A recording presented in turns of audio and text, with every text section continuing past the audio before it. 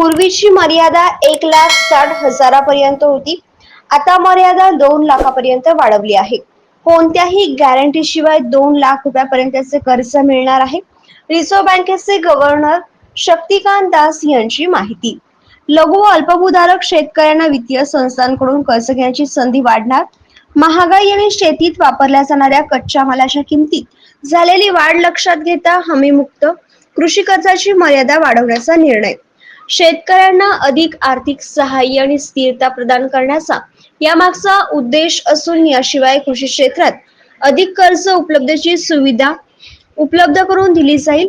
म्हणजे की आता शेतकऱ्यांना 2 लाख रुपयापर्यंतच्या कर्जासाठी काहीही तारण ठेवावे लागणार नसून याआधी ही मर्यादा 1,60,000रुपयांपर्यंत होती. म्हणजेच कोणतेही तारण न देता शेतकरी केवळ 1,60,000रुपये पर्यंतच कर्ज घेऊ शकत होते, ज्याची मर्यादा आता 2 लाख रुपये झाली आहे.